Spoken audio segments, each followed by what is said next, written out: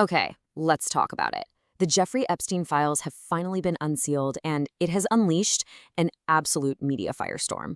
You've got names being thrown around, crazy headlines everywhere, and it's getting really hard to separate what's a real story from just, frenzy. So we're going to dive into our source material and try to cut right through all that noise. This is the big question, right? It's at the heart of everything. With all this information and a lot of misinformation and, let's be honest, deliberate spin flying around, how do you even begin to tell the difference between a really serious allegation and a name that just happened to get mentioned in some random email? Well, that's exactly what we're here to break down. So, to really get what these unsealed files are all about, we need a little bit of context first. Let's just do a super quick refresher on the man at the center of this entire storm. Okay, let's quickly set the stage. The single most important date on this entire timeline is 2008. That's the year Jeffrey Epstein became a publicly known, convicted sex offender.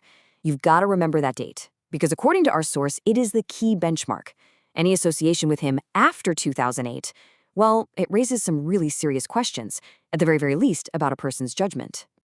So how does our source categorize a lot of the explosive claims that have come out of these files? It uses a very memorable term: massive nothing burgers. What in the world does that even mean? Well, it means that when you dig past that huge, sensational headline, the actual evidence or the connection that's presented in the files is, according to the source, incredibly thin, or sometimes completely harmless. It's a claim that sounds gigantic, but when you look closer, there's just nothing there. The source first uses this nothing burger lens to look at a media frenzy that erupted down under, where several very prominent Australians were named in these documents.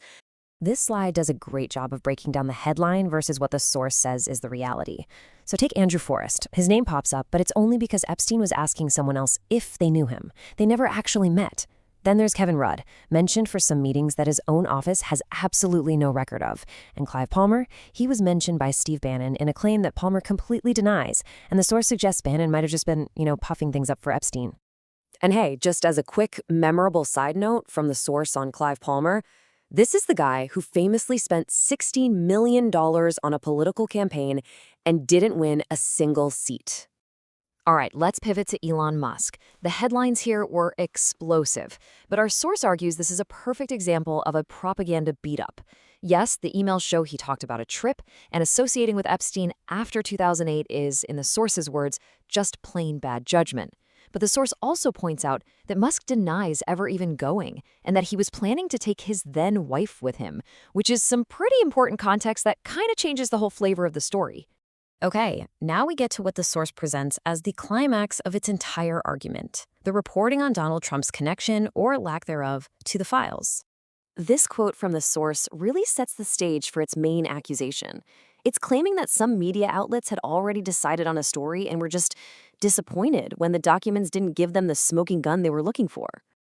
Now, to understand the source's next point, you need to know what an FBI tip-off line is. It's basically a public hotline, and as the source points out, it is often just flooded with calls from pranksters or people with mental health issues, especially when it comes to famous people, which means the credibility of any single tip can be, well, pretty questionable. And this right here, this slide perfectly illustrates the source's entire argument. It alleges that a prominent CNN journalist, Jake Tapper, tweeted out a spreadsheet of these wild tip-off calls against Trump. But, and here's the kicker, the source claims he deliberately left off the most important part: the third column, the one that had the FBI's own notes saying things like "not credible" or flagging that the person calling in had a history of psychiatric evaluations. It's a huge accusation of showing claims while totally stripping them of their vital context. And here's a really interesting twist from the source. It says it wasn't other major news outlets that corrected this alleged omission. Instead, it claims it was users on social media, specifically on the platform X, who were the ones that actually found the full document and pointed out what was missing. But look, the source doesn't give everyone a pass. Not at all. It draws a very clear, very sharp line between a nothing burger and what it calls just plain bad judgment. And for that, it turns its focus right on the British royals. So here, the source's tone completely changes. It points to a new photo of Prince Andrew and, more specifically, a series of emails from his ex-wife Sarah Ferguson. These, it argues, are not thin connections. No, this is clear evidence of a continued friendly relationship well after Epstein was a convicted criminal. And this is the smoking gun right here. It's not a secondhand mention or a rumor. This is a direct email from Fergie in 2011, 3 years after Epstein's conviction, and she is allegedly calling him her supreme friend. The source presents this as just a staggering lack of judgment. And it actually goes deeper. The source also highlights other emails that detail financial dealings and requests for money, which suggests a pretty complex relationship.